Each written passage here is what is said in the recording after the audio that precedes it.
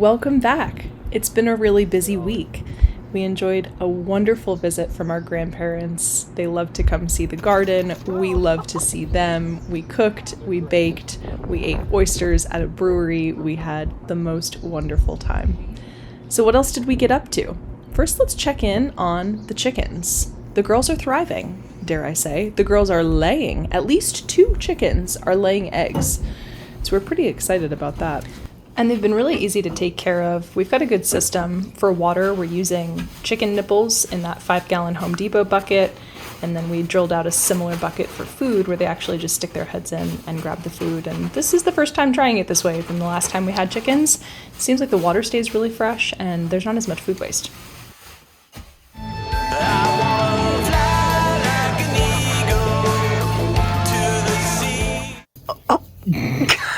Okay, extra. I am your shepherd.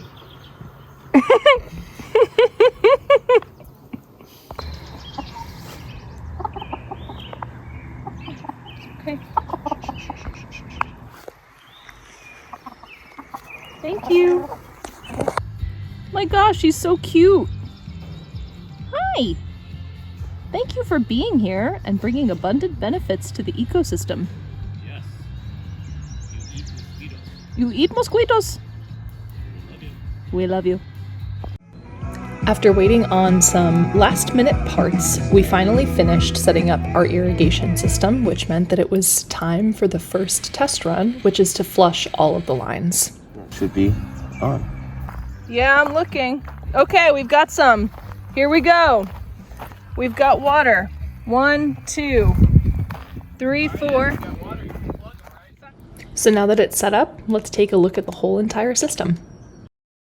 Okay, this is our drip system. We have a timer here that'll go on for a set amount of time per day.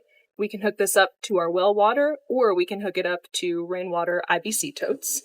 And then this connects to a header row that runs all the way down the length of the garden, and our drip lines connect. So let's go take a look.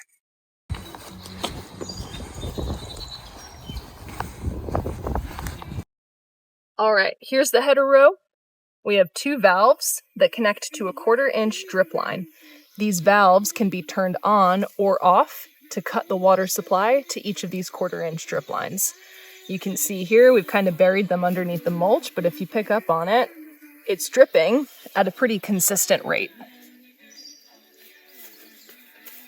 So this line runs all the way to the bottom, and there are 2 drip lines for each mounded row. Then we buried header line all the way down this way. It connects at this elbow and then runs down the length to capture water for all of these mounds. And so again, header row, 2 1/4-inch drip lines per mound.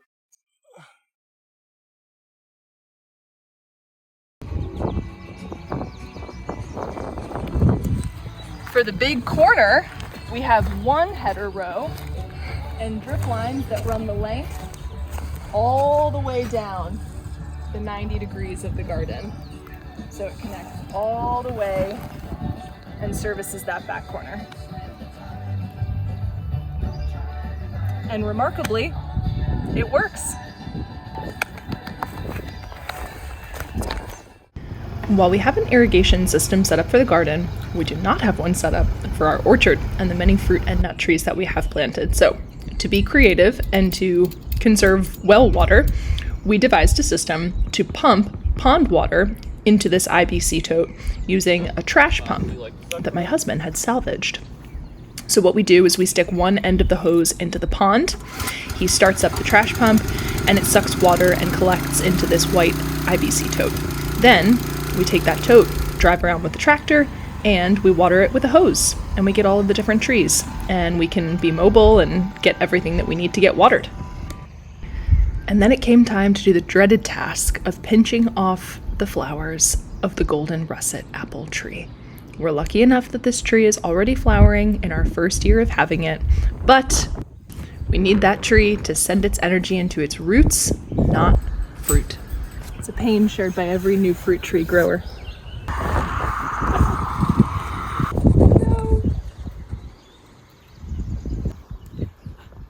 Wiping my tears. If one flowers and we get one apple, that's not my business. If a flower comes back and it grows an apple, that's none of my business. So we pinched off the perfect buds, gave her some TLC to stand nice and tall, and then it was off to the next project. Okay, this is our official before video. This is going to turn into a beautiful wildflower meadow. My goal with this little island, or large island I should say, is to have it be an overflowing, abundant plethora of different native perennial plants. Plants that bloom throughout the entire season and just give a total showing of color and texture and give back to the wildlife and local ecosystems.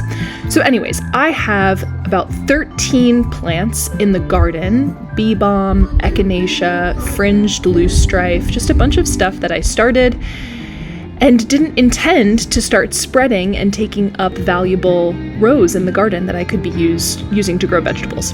So the task at hand was to dig 13 holes, which is the amount of plants that we had in the garden, and then dig up those plants from the garden and transplant them into the island. This is great because it means spending less money on new plants, but a lot of work indeed.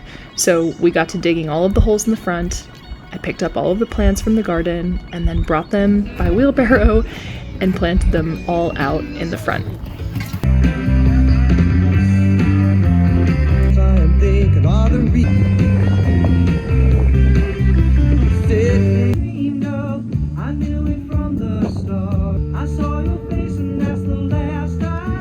By this point in the day, Chris had tweaked his back from all of the shoveling, so he was inside resting, and I had to finish strong, which meant adding a lot of cardboard because I am not about to fight these weeds all summer long, and cardboard is a really effective weed barrier. Say no! Just say no to landscape fabric. Just say no. This entire island is covered in it, and I tried for a little while to dig it all up, but this surface area is so large that at a certain point, resistance was futile, so we're just going to do what we can, and sometimes, my friends, you've got to pick your battles, and we roll on. And here is the finished product, a beautiful patch of perennials. Now this looks like a lot of progress, right? Really took up a lot of space. Wrong.